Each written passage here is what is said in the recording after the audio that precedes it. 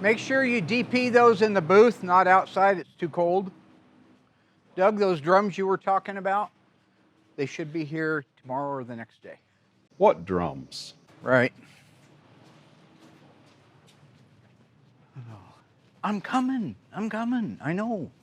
There's my bald.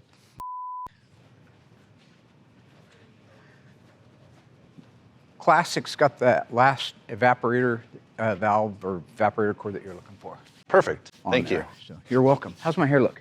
Fantastic. Good, good. All right, Mark, can we get you on set? All right, we got 3, 2. Live from Springfield, it's Graveyard Carz.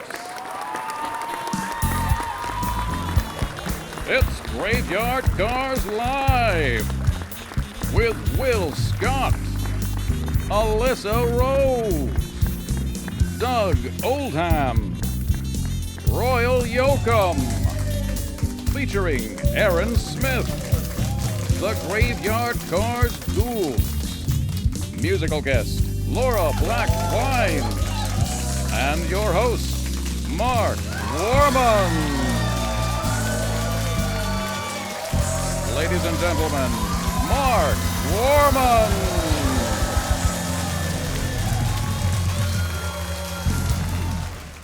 Graveyard Carz has been on air since 2012. That's 11 years. Over those 11 years, we've produced 16 seasons, prior to the one you're watching now. Each season was 13 episodes, except for the very first one, which was only 6 episodes. Now, the most cars we ever delivered in any one season is 4. We are shattering that record this season. This is an account of the cars that we have done in the seasons they were done in, and how we are shattering that record this season. The very first car that we ever delivered to the audience was a 1970 Plymouth Roadrunner. This car is a 383 automatic on the column, black bench seat, pretty plain car. Beautiful car when it was done. It was FC7 in violet. That was delivered in episode 4 of season 1. Now in season 2, which was a full 13 episodes, again, we only were able to complete 1 car. If you go back and you actually watch the earlier episodes of Graveyard Carz, you can see 2 reasons why that probably happened. Because that was the second to the lowest production for any season. Not the point. We finished a 1971 Dodge Charger RT. This was a factory 440 6-pack automatic on the floor, green on green, GF7 car. Air grabber hood. It was a really pretty car considering it was green outside, green vinyl top, and green interior. This car is only one of 98 that was ever made. And when you see it going down the road in all that green and all of its glory, you can't help but look.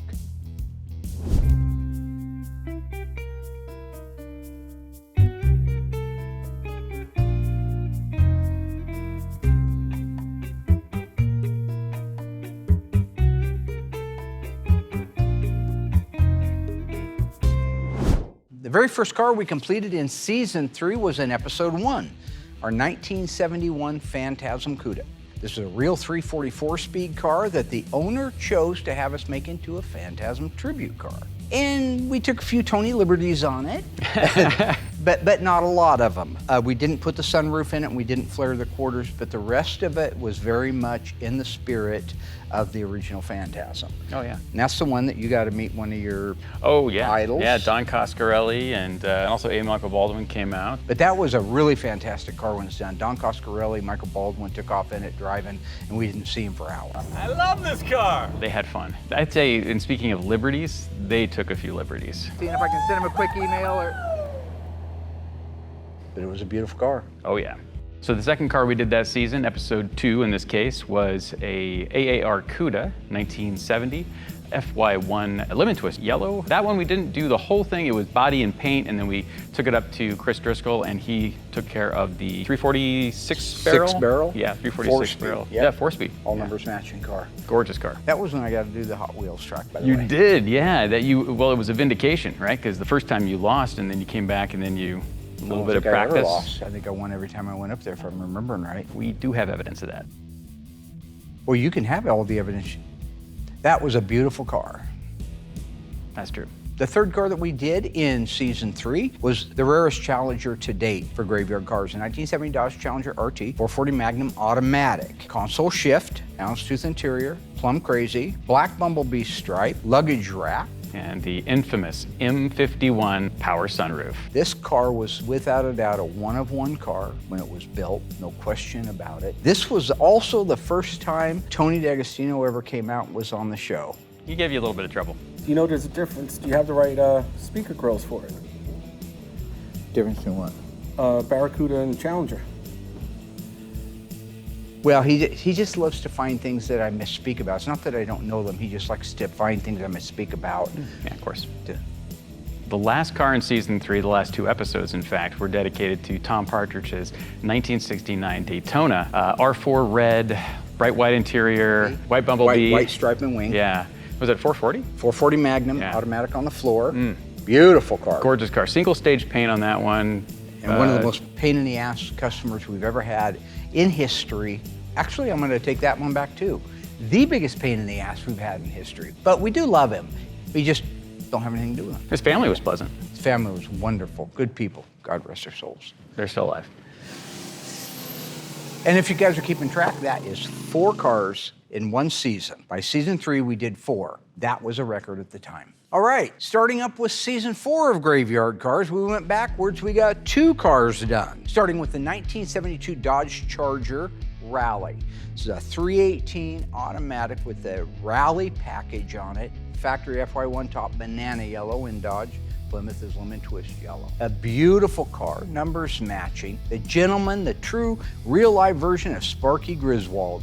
He bought this car in 1972, ordered it with a 318 so it'd get good mileage because he wanted to take his family all over the country in that car. That is the American dream. That's the American dad, and he did it. They have pictures all over the place in that car. Great. It's beautiful. Sons since then have gotten married, grandsons have gotten married next to that car.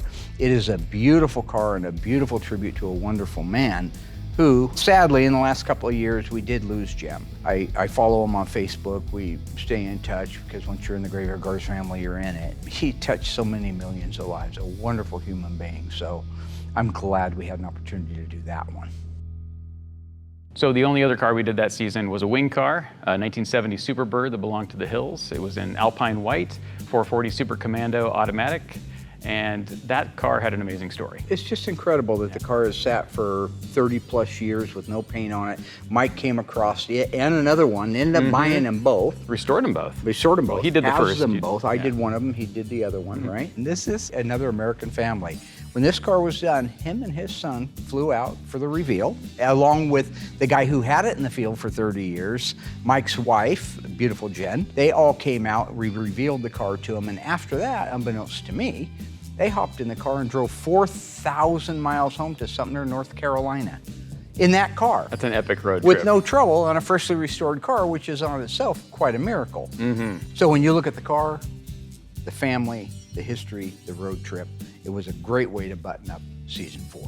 Now, one car that we have that actually doesn't fit technically into season 5 was a request we had from Velocity. They said, do you guys have a car, a story that we could use for Dream Car Week? And we were working on Kimberly Cook's 1970 Plymouth Barracuda Convertible. And it has such a great story to it. We were so close to finishing it, we decided to make that a stand-off episode of its own. But even today, one of the most touching and heartwarming stories, one of the most deserving people. She loves that car, she drives it all the time. But if you look back through that episode and you look at the pictures of her as a little girl next to her dad working on the car, I mean, that's what it's all about. It was a beautiful EF8 green 3-3 2-barrel air conditioning car. And we did change the hood from a flat hood. She wanted the sport hood, J54 sport hood on Good it. choice. And Upgrade. dual exhaust with exhaust tips. And other than that, that car is exactly the way it started life. One unique thing about that car is it did not have a power convertible top. No, it did not. On a Barracuda, standard was a manual convertible top, and optional was a power. Where on a Challenger, you couldn't get a manual convertible top. But that car in its whole, in its entirety, was an amazing episode of Graveyard Cars. So in season 5, we picked up the pace again back to our season 3 levels, and we got 4 cars done, starting off the season with an FE5 Rally Red 1970 Cuda. And I love that car. Mark it was Delaney beautiful. Daly, yeah. Was that the first It was the color first rally red that- we'd ever done, yeah. Yeah, that was Will's first time painting That was first time painting. That was Will's first time, along with Alyssa, on the show. I mean, Alyssa had been on in earlier seasons, but they both officially came back on after we got rid of Chips and Long Turd. But we brought Alyssa and Will in, and really Graveyard Carz began a major transformation at that point. They're a great asset to the company. They were great friends growing up. They'd known each other forever. And the work that they do now, even collectively as a team, you can see it reverberate throughout every car that we do.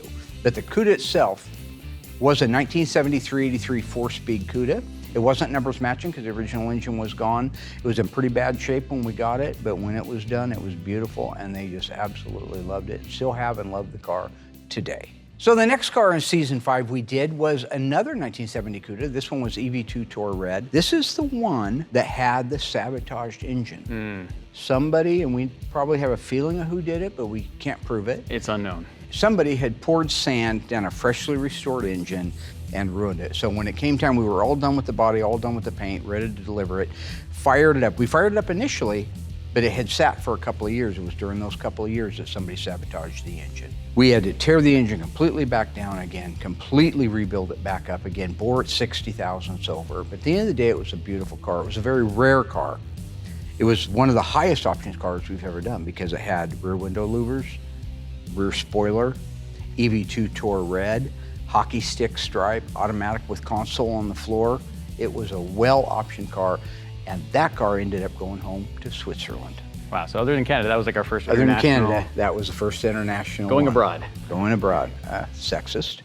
No, that's just, it means overseas. Okay.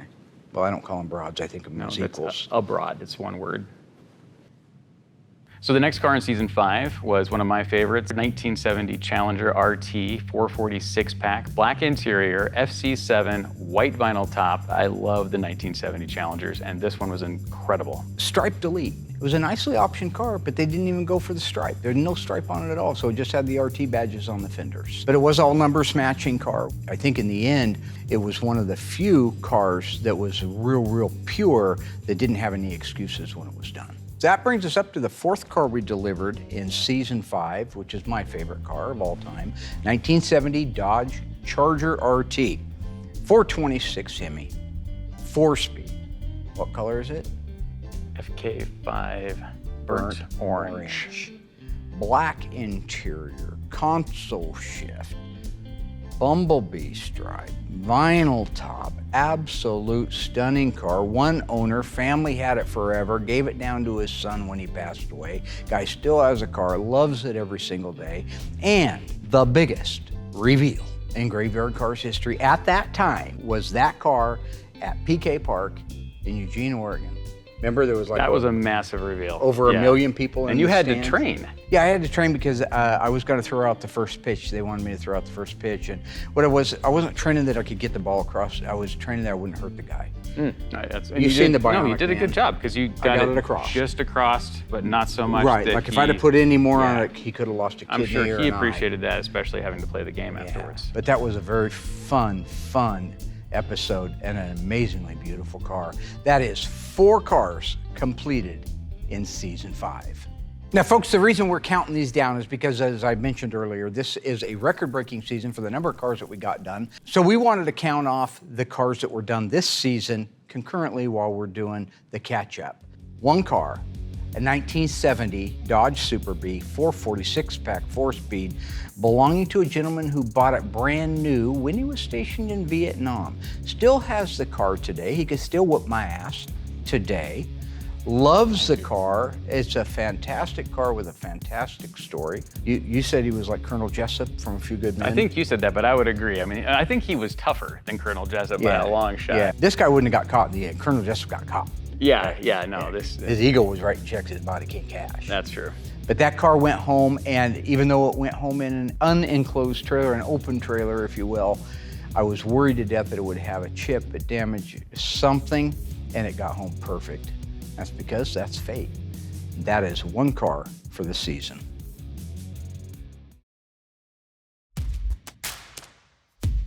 In season 6, we restored 4 cars. 71 Cuda, body and paint only, Winchester gray, I believe. Mark would know the number because I don't. GA4. Thanks, Mark. It had rear window louvers, rear spoiler, black billboard stripes, and a shaker hood. Beautiful car. That was the first time we've done that color. And again, it's too bad we didn't get to actually assemble the car. Yeah, it turned out really nice. Thank you. So the second car that we did in the 6th season was Phil Goldberg's 1968 Convertible GTX. We do a lot of reveals here, and everybody at home knows I'm not a big fan. This was one that was really cool. An epic WWE reveal. It even left the big wrestler smiling from ear to ear. Super Commando engine and a 4-speed manual transmission. Speaking of GTXs, the next one we finished was the 67 GTX for Brett Torino. This car featured a 426 Hemi and a 4-speed manual transmission. This car is just like its owner, a one-of-a-kind priceless gem. After the GTX, we completed a 72 Dodge Charger. This was a special edition with a 400 Magnum, a manual 4-speed transmission. With Murray being a cancer survivor, it was great to get his car back to him like new.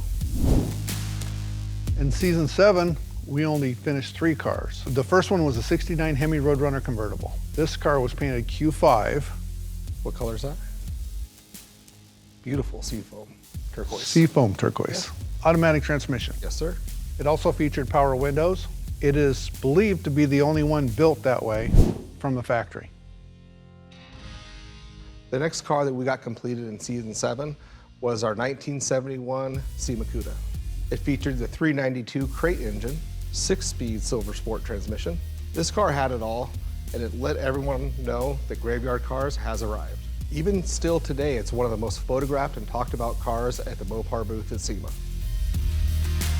Speaking of arriving at the show, there's no better example than that of the 71 Phantom Cuda that we finished. A car that was thought to never live again, was not only raised from the dead, but is considered one of the top 3 builds of Graveyard Carz history. So in season 8, we were able to reveal 4 cars. First one being a 1971 Challenger RT. A rare car indeed, with one owner that featured factory FJ6 green go with black leather interior, and it was optioned with a formal roof package and RT stripes. The next car was one of my favorites, the General Lee. This was the actual freeway jump car that was in the 2005 movie with Jessica Simpson. You missed our joyride in the General Lee. We took the car out, got pulled over. You by Mark? By Mark. He had the whole get up. He had the dog and everything. He found a suit that fit? The first one he had was kind of tight. But he did find another one, I heard.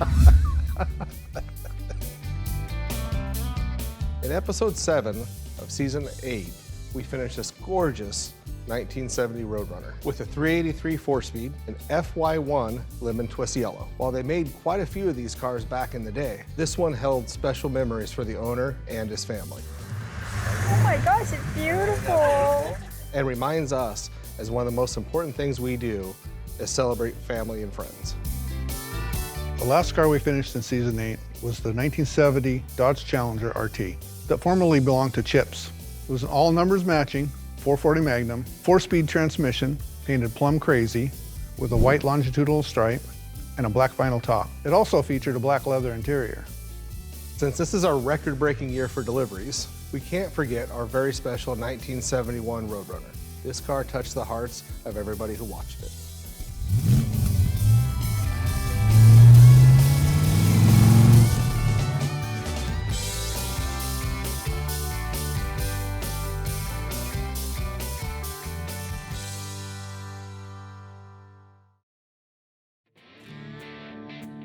In season 9, we delivered just 3 cars. Episode 1, we completed the world-famous Hellbird, a Superbird tribute with Janik fiberglass conversion parts, a 707 horsepower Hellcrate engine, and a 6-speed manual transmission. This car was unveiled at SEMA 2017.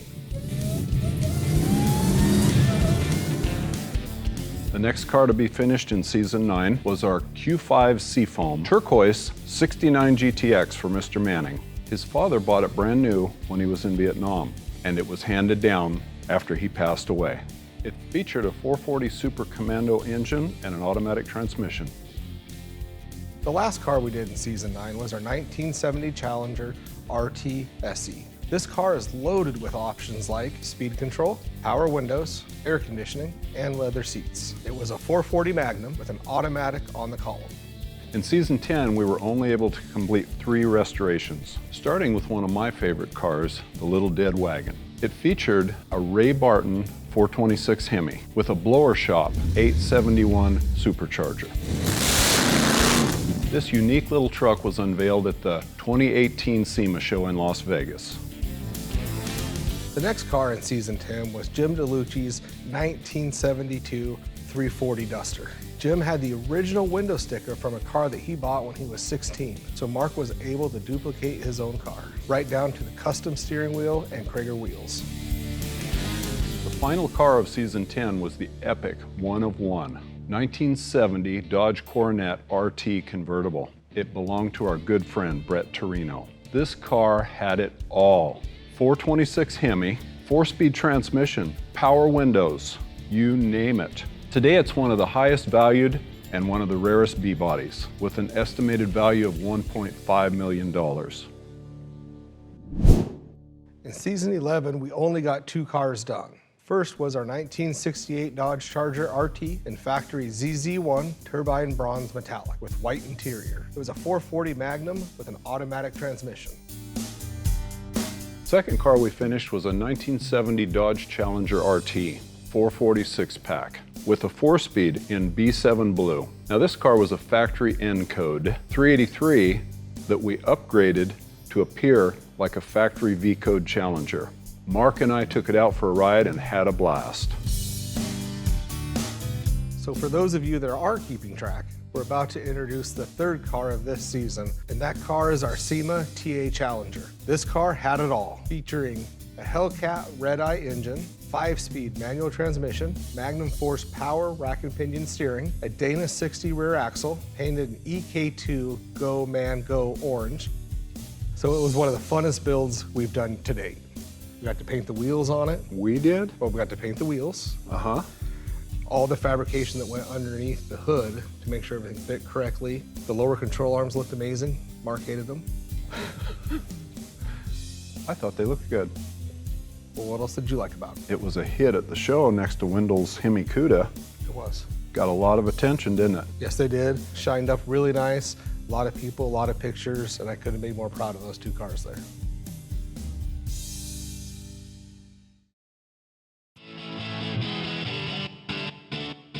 All right, folks, we are up to season 12 of Graveyard Carz, and unfortunately, we took another nosedive in production, and we're only able to complete 3 cars. First of those 3 cars was a gorgeous 1970 Cuda tribute car. Started life as a Grand Coupe, like your old car, 318 4-speed, like your old car, but we converted it into a 446 barrel, 4-speed. Rally instrument cluster, J54 sport hood. Again, FE5 Rally red. It was a really nice little tribute car when it was done. Okay. Another car we finished in season 12 was one of my favorites as well. A beautiful 1971 Cuda Convertible. A 340 cubic inch engine, a 3-speed manual transmission in FC7 in violet. This car featured white interior, a white billboard stripe, making it a stunning car. This car, I believe, was one of one. It is indeed one of one. The last car we finished in season 12 was also the very biggest car that we had done pretty much prior to that. It was a 1958 Plymouth Fury, or as we know it, Christine. This car was an experiment between Graveyard Carz and Mopar. We took a 1958 Plymouth Belvedere, converted it to look like a Plymouth Fury from the movie Christine, and then we installed the evil 1,000 horsepower all aluminum Elephant engine in it. We backed that up with a Silver Sport 4-speed automatic transmission and an 8 3/4 rear end. It was painted the same red as the original Christine movie car with the matching red guts, and it stole the show at SEMA and is still one of the most talked about cars in the history of Graveyard Carz. It was beautiful. It was a beauty. That brings us up to season 13, which is a real downer because we only delivered 1 car that entire season. Now there's a reason for that.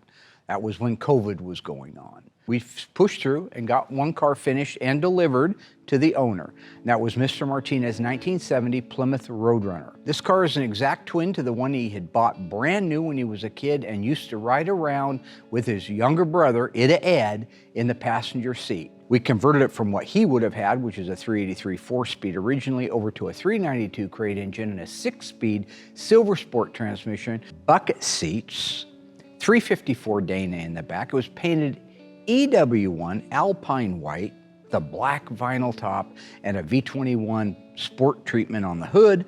In addition to that, it was one of the most momentous builds and dreams that we've ever done for anyone. And when somebody cries, you know you hit home. It's okay, man. Thank you, Bart. He needs to be shotgun with you at all times. Now in season 14, we got back on track and delivered 4 cars. Now the first car we did this season in season 14 was a 1970 Cuda Tribute. Now we built this car to the owner's specifications. We installed a 446 barrel engine, 6-speed Silver Sport transmission, 354 Dana rear axle. We added the shaker hood, and this car was finished in FJ5 Limelight Green. And if you recall, that car is the one they wanted a monster cam in because all she remembered was the Cuda in high school that some guy, Johnny Head we'll call him, had with a huge camshaft. So the requirement was a huge camshaft. We ended up installing a comp cam mother thumper. It's a mother thumping cam in a mother thumping Cuda. Mother thumper. The next car in season 14 was an epic build that took us nearly a decade to finish. It was a 1969.5 A12 446-pack 4-speed Super B belonging to Dave Johnson. This car had been with us a long time. It's a spring green car, F6. Foxtrot 6 is the paint code on it. Again, it was a 4-speed black bench interior, all numbers matching. Remember, the A12 has a fiberglass lift-off hood. When you drove this car up and down the road, you felt like you were pulling a wheelie. That thing laid you back in the seat. In the end, we were able to fulfill a lifelong dream of his father's, which is the same as a lifelong dream for him. Now the next car in season 14 was our 1969 Charger Daytona. This car featured a 440 Magnum engine and an automatic transmission. It was painted EV2 Hemi Orange and had a black stripe and a black wing. It was an automatic with console and black bucket seats. In addition to that, it was a one-owner car that we were able to bring back to life. It was a beautiful car when it was finished. But don't I recall you getting in trouble with the owners? Yes, I did. I had a brilliant idea for a picture-in-picture thing that I thought was so funny, where I would commentary on their lead interview. Well, I thought it was genius. I thought it was brilliant. And his family had just bought a farm and they were there for the school year and he was bringing his sister. And my dad bought a farm too, June 25th, 1975. I saw him drive by. But they didn't think it was so brilliant. They thought it was disrespectful. So for the record, I was never meaning to be disrespectful. I know for a fact that the gentleman that owns it, Mr. Walton, worked very, very hard his entire life to own those things. I just like to call anybody who has something I don't have a spooner or spoiled. Is that fair? Well, I don't know. The very last car we were able to deliver in season 14 was the beautiful B5 Blue 1969 GTX belonging to Ron West. Lifelong dream car of his to be built. We brought that dream to fruition. In fact, you and I delivered that car personally up to Salem. Mm-hmm. He wanted every option you could get on it, so we had it. We had a 440 Super Commando, automatic on the floor with console, white bucket seat interior, rally instrument cluster with the tack. This car had a V21 blackout on an air grabber hood, which is gorgeous. He put Krager 5 spokes on it, which I thought was cool. He added air conditioning. There you go. That car had a lot of really fun options. In fact, we even added power windows, which is something I'll never do again because it's impossible to get parts for those. But thank you, Tony's Mopar Parts, for saving my life on that one. So for the record now, over 17 seasons and all of those cars, it brings us to the 4th car that we completed this season, the one you're watching now. A 1969 Plymouth Roadrunner for Mr. Don Jones Jr. What an absolutely fun car and a fun guy that was. It was nothing what I expected when I met him in person. He loved to have fun and joke around. You didn't work on the car. Doug did everything else. The shop did everything else. Okay, so who put the shop in? You know what? Are you excited to see your car? I've been excited for the last 4 years since I Okay, got a hold don't of date it. how Maybe it's long 4 it years and a took. couple months. Don't but do that. Just anyway. This car was a 383 Roadrunner engine, automatic transmission on the floor with bucket seats and a console. This car was painted in A4 silver, had a black vinyl top, a full one versus the one that he had in his original car, which was an add-on half vinyl top. He wanted to have the full vinyl top. We added the V21 hood blackout on it. This car had black bucket seat interior in it, and it was an air grabber. When that car was completed, we delivered it to his showroom in Cottage Grove, right where the original Chrysler Plymouth dealership used to sit that you and I went down and looked at cars as young kids. Don was elated. He actually welled up a little bit, which I think is a great sign, especially for somebody of his stature. Wow. I told myself I wouldn't get emotional. That's okay. Okay, That's okay. Wow. You know that car meant something to him way down inside. And that's really what Graveyard Carz is about. And that makes number 4 for this season.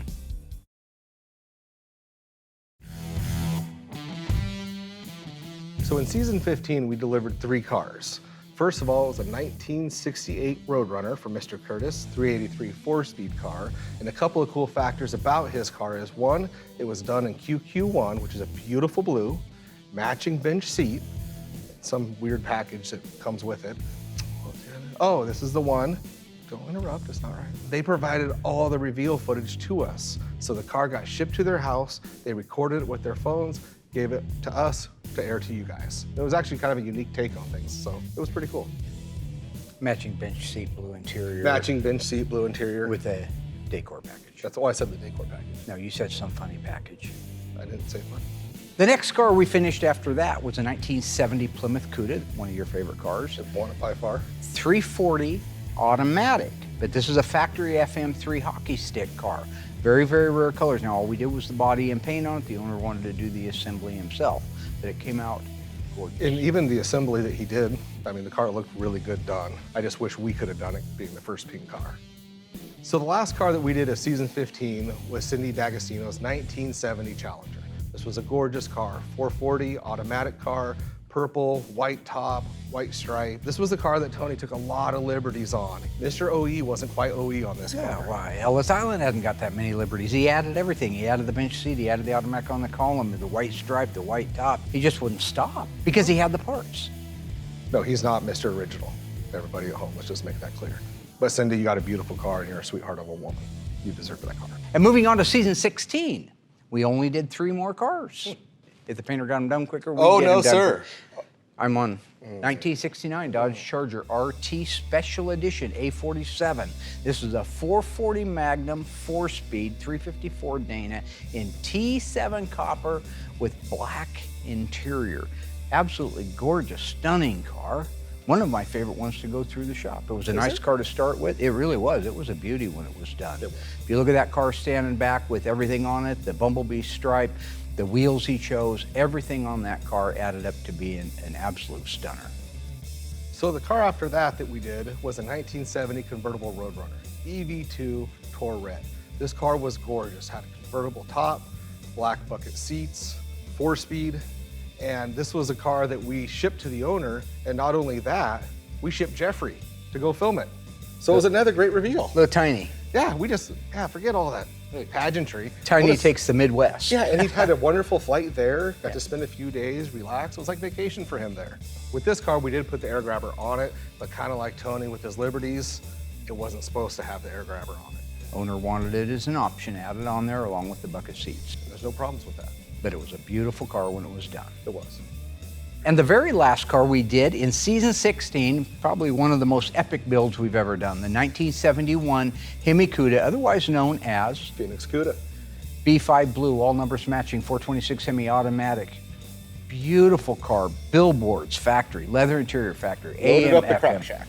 Loaded up the old dung shack. That car has got a lot of options on it. More importantly, it's got a lot of history on it. So when you go back and you watch that episode, if you haven't seen it before, get ready because it's an emotional ride. That car died and its owner almost died at the exact same time. This is a great example of what happens when you have faith in something or someone, and the person that you happen to have the faith in is able to bring that car back to His life. team is. That car's not Lazarus and I'm no Jesus, but I'm just saying, that car was dead. And your crew brought it back. Not really so much. I was very involved in that build. All right. If it was up to my crew, it'd still be sitting out back, having to explain to Window why it hasn't even got off to the dipper yet, so. Okay, sir. Brings us up to where we're at now. Okay. Cut.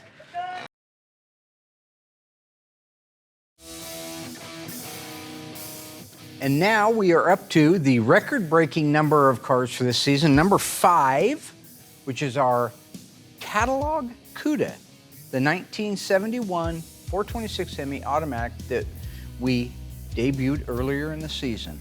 That is our number 5 benchmark right there. It's a 426 Hemi automatic. We built that car from an AMD catalog. Gorgeous car, what you call a tuxedo, meaning it's black with the white billboard. Mm-hmm. Yeah, just like if we were in a tuxedo, right? Yeah. Beautiful car, shaker hood, automatic. He went with the 3-inch exhaust on it with cutouts, really cool stuff. He also added Kragers to the car, which I thought was a really nice touch. When you stand back and look at that car from the very, very front to the very, very back, it's amazing that it all started in a box. It's insane. And that's number 5. That's the big one. 5 cars, 1 season, folks. I'm thinking you may have missed one. I know you're kind of doing them out of order, and that was, but I think you had a 6th.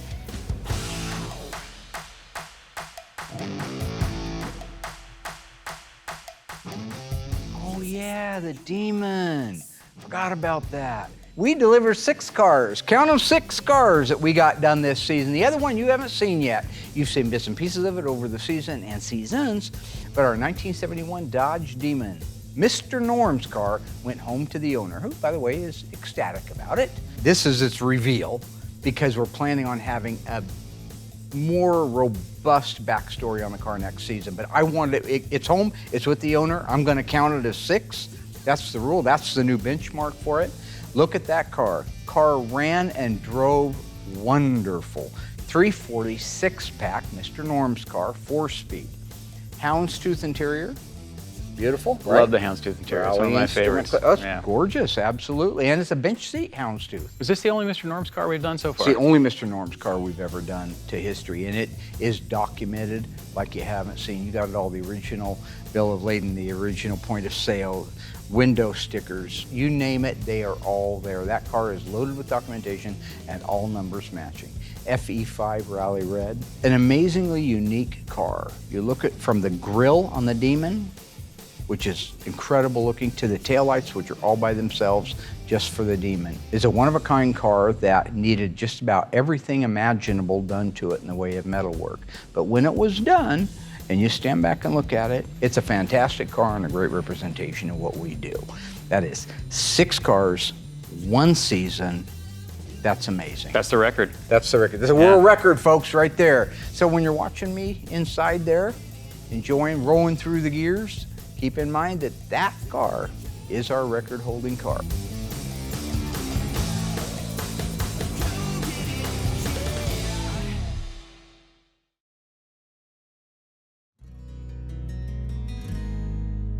Because of all this, because this is the last episode of the season, I have something very special.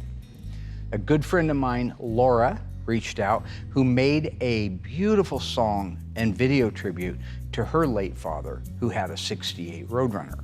And as I watched it, and of course I always well up because I'm a big baby, you know, but I love memories and sometimes that's all we have. I reached out and talked with her and said, listen, I would love to do a tribute to everyone who's ever had a car done here, but I want to play your song to it. And she agreed to that. She thought it would be a great idea. So for the grandmas and the grandpas, and the moms and the dads, and the sons and the daughters, and the brothers and sisters, and friends and family, that all these cars we do mean something to, this song is for you. Oh my God.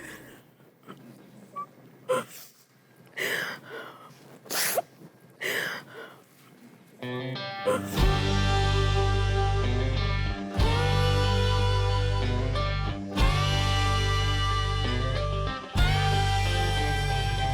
may have bought that old white car and he may have made it shine, but my daddy made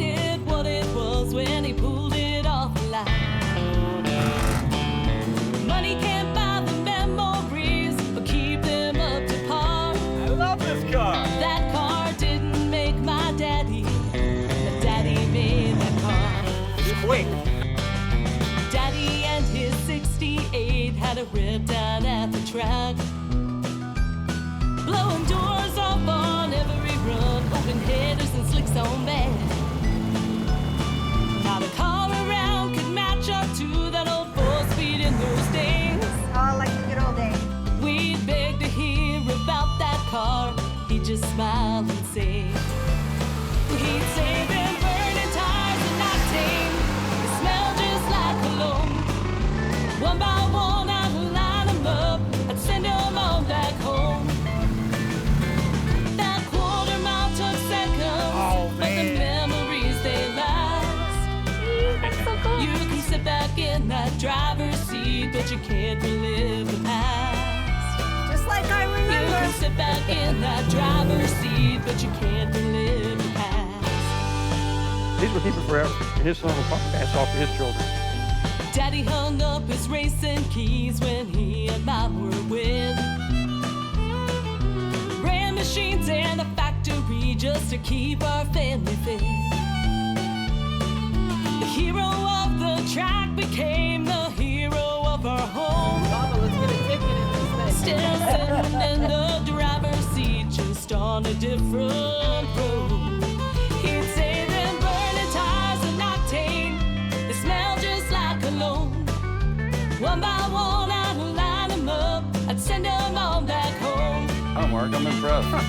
That quarter mile took seconds, but the memories they last.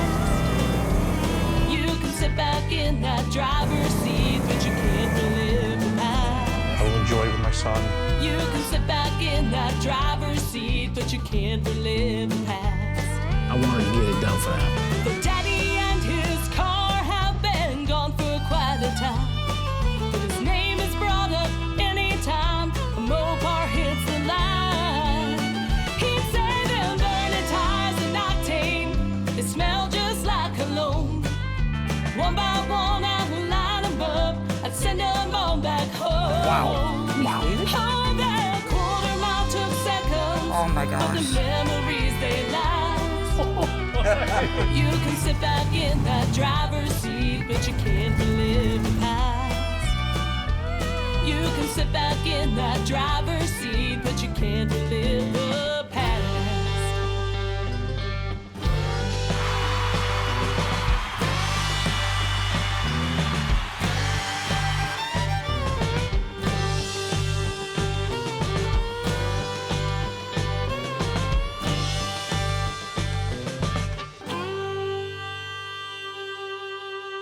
Thank you very much to our special musical guest, Laura Blackwines. Thank you to the team. See you next time. Good job, everybody.